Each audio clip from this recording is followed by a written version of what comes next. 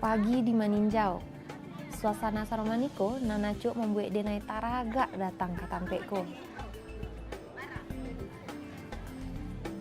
Kalau sedang berada di Agam, Sumatera Barat, inilah salah satu tempat yang wajib disinggahi.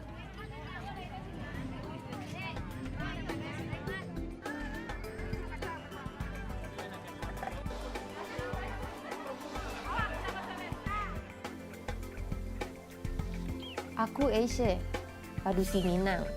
Iyo, dari dulu perempuan Minang itu terkenal tekun dan kuat hati. Aku salah satunya. Mungkin sifat inilah yang membuat aku cocok dengan pekerjaanku saat ini.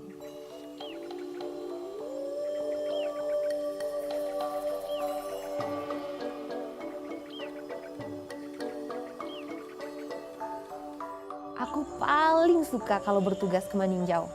Soalnya tantangannya berat sangat. Harus sanggup melewati kelo ampe-ampe. Ini dia yang bikin kepala dan panyang.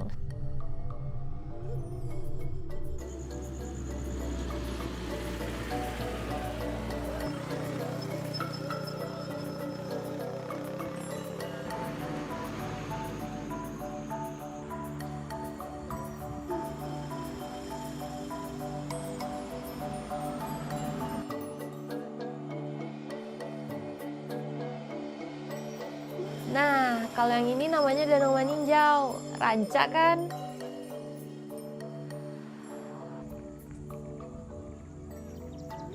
Orang Minang punya legenda sendiri soal Danau Maninjau. Kisahnya tentang sepasang kekasih bernama Giran dan Siti Rasani. Mereka difitnah telah melanggar adat. Karena tuduhan yang tidak benar, gunung tempat mereka dihukum lalu meletus hebat. Letusan itu yang membuat Danau Maninjau ada hingga sekarang.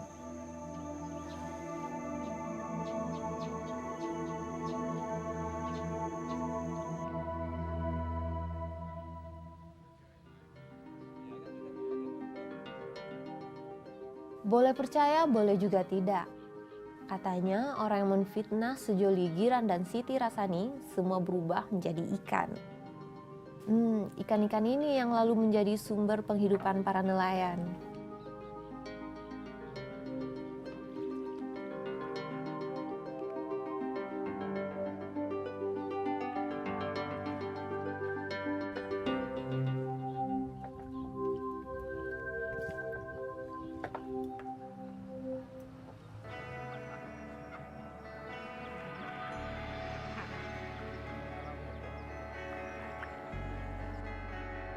Nelayan bolehlah ada di mana-mana, tapi nelayan pensi cuma ada di Maninjau. Penasaran sama yang namanya pensi? Pensi itu sejenis kerang air tawar berwarna hitam. Ukurannya kecil-kecil. Ya, biar kecil, pensi ini yang banyak dicari. Salah satunya Pak Doni. Sudah 10 tahun loh beliau menjalani pekerjaan ini.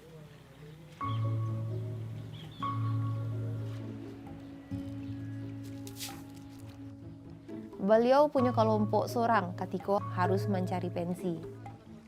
Alat yang dibutuhkan cuma jerujung atau serokan.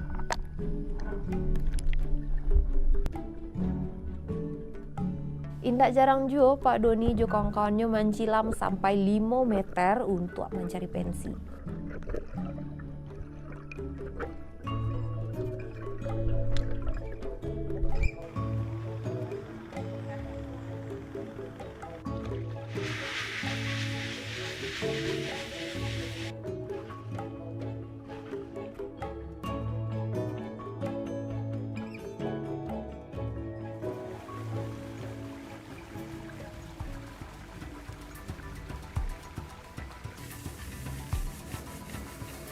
Dalam sehari bisa lebih dari 60 kilo kerang kecil ini mereka kumpulkan.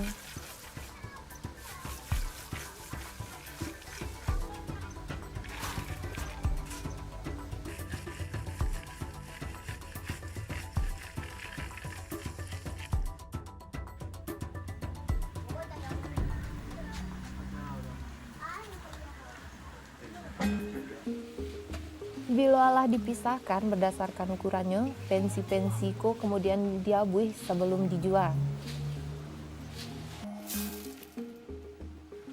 Pensi ini yang banyak orang cari kalau berkunjung ke Maninjau. Biasanya pensi dijadikan cemilan.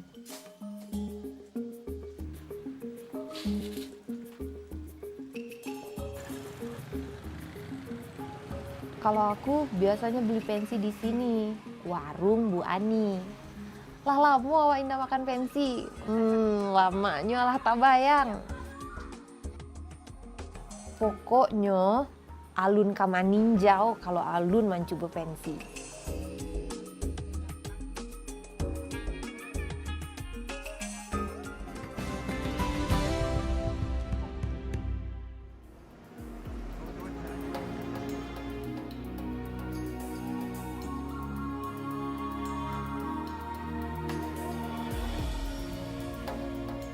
Tak hanya menjadi nelayan, orang Maninjau juga suka berkebun.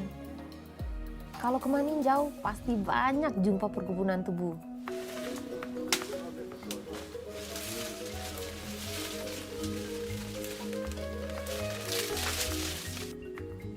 Nah, saya mau cerita nih.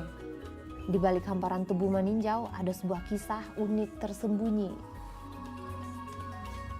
Tebu dijadikan gula, pasti sudah biasa.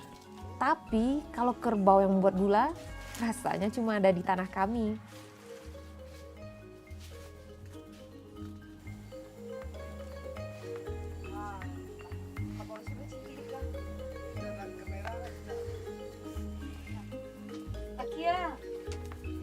Sebelum mulai karajo, kabau ditutup dulu matonya. Tujuannya supaya kabau tersebut indak mudah mengamuk.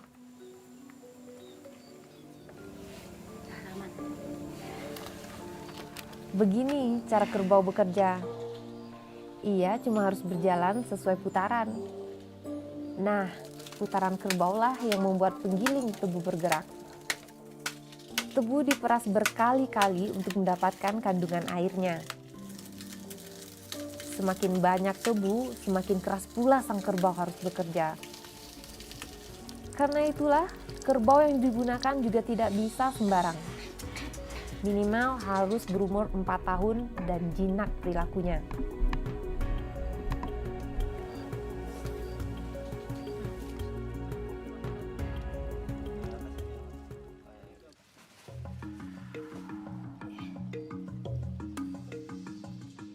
Air tebu ini kemudian dimasak. Rata-rata butuh waktu 4 jam untuk memasak air tebu menjadi gula. Ini tips sederhana supaya gula yang dihasilkan nanti tidak mudah pecah. Tambahkan sakete minyak sawit ketika memasaknya. Bahan bakarnya berasal dari ampas tebu yang sudah dikeringkan. Benar kan aku bilang? Pak Dusi Minang itu memang tekun dan kuat hati. Sama seperti aku dan ibu pembuat gula ini. Mengaduk gula saka harus cepat dan ekstra hati-hati.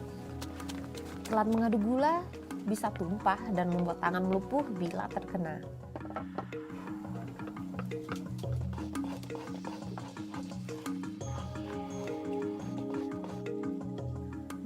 Ada 2 jenis gula saka yang biasa dibuat Ibu Mar. Saka bambu dan saka jengkol. Saka jengkol harus ditumpuk lagi ke saka lainnya. Kalau aku sih sering menyebutnya saka UFO.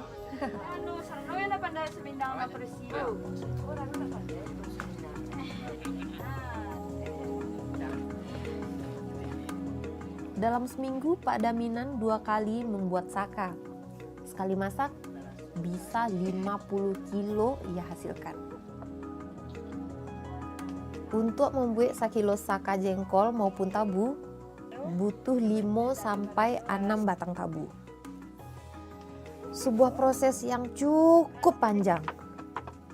Namun, tetap manis di akhirnya, semanis gula saka.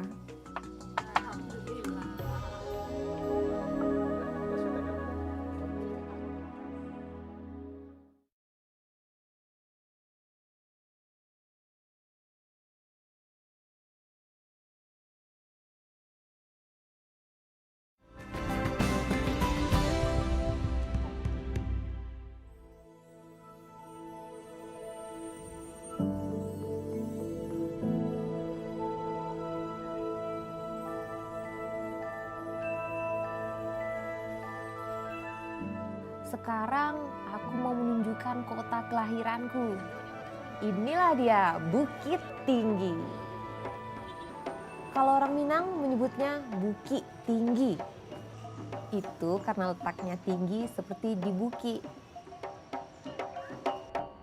Dari ibu kota Padang, Bukit Tinggi bisa ditempuh sekitar 2 jam perjalanan. Kotanya sih kecil, tapi cabai rawit lah dia. Tidak bisa dipandang sebelah mata. Di sini nih salah satu proklamator negeri kita dilahirkan, Bung Hatta. Bangga lah wak, satu kampung dengan Bung Hatta.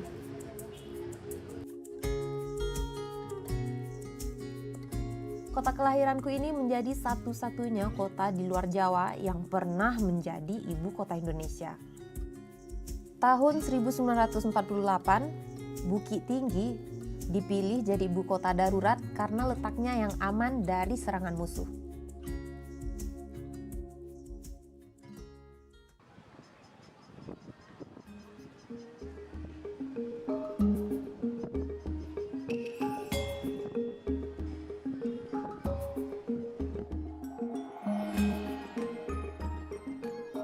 Jam gadangku hadiah dari Ratu Belanda di tahun 1926 kepada Sekretaris Pemerintahan Bukit Tinggi zaman Hindia Belanda, Rockmaker.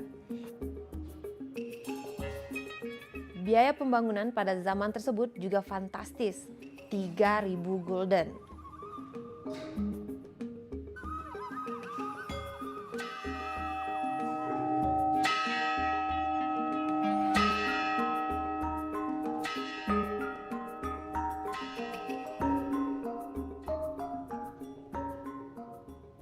Gadang itu artinya besar dalam bahasa Minang.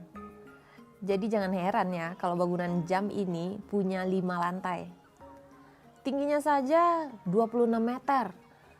Dan nggak ada bangunan di bukit yang boleh lebih tinggi dari jam gadang.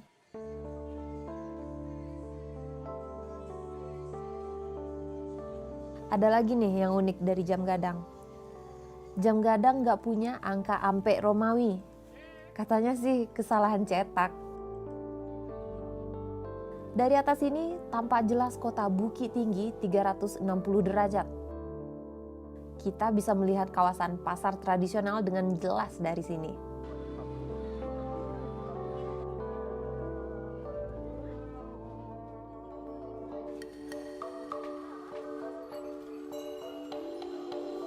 Pasar teh tak pernah sepi dari pengunjung.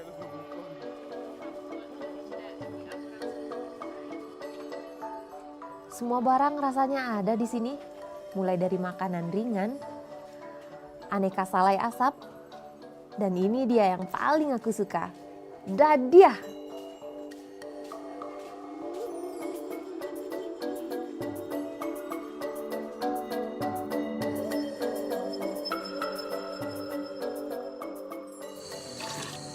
Dadiah dihasilkan dari susu kerbau yang sudah difermentasi. Proses fermentasinya alami menggunakan bambu gombong atau bambu apel.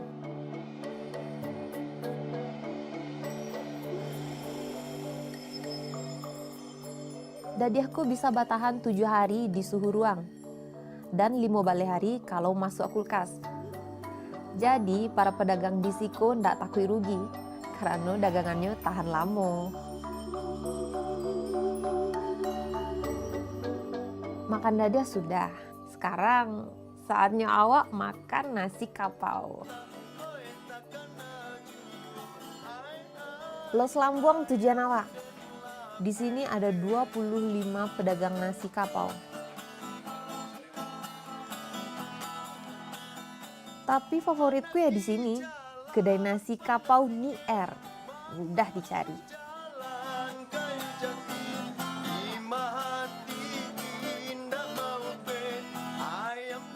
Di sini penjual nasi kapau ibarat ratu.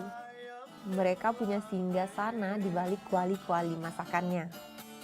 Nier melayani pelanggannya dengan tongkat panjang untuk menjangkau makanan.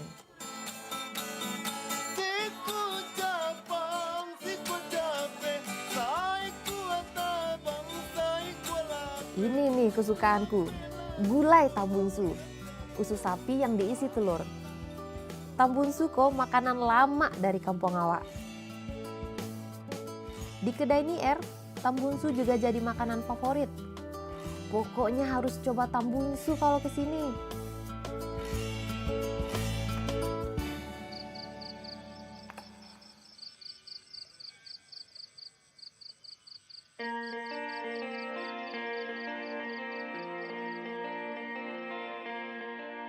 Puas makan, mampirlah ke Ngarai Sianok, tempat di mana kita bisa tenang menikmati pemandangan alam.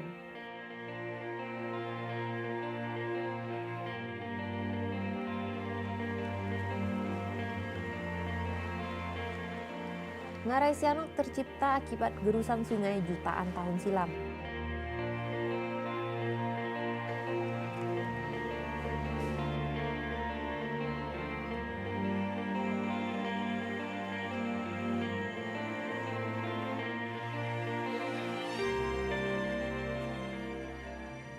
Di kawasan ini ada ikon baru Bukit Tinggi, yaitu The Great Wall of Bukit Tinggi namanya. Ya, kotaku juga nggak mau kalah sama negara tirai bambu. Dari tembok yang menghubungkan Bukit Tinggi dengan Agamko, Ngarai Sianok terlihat jelas.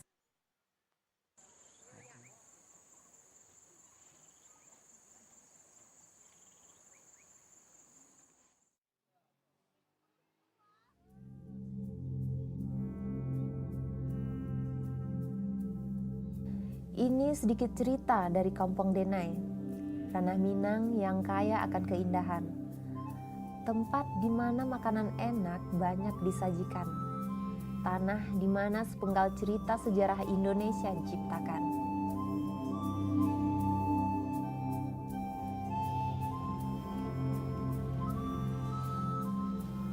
Aku bangga jadi orang Minang. Indonesia bagus.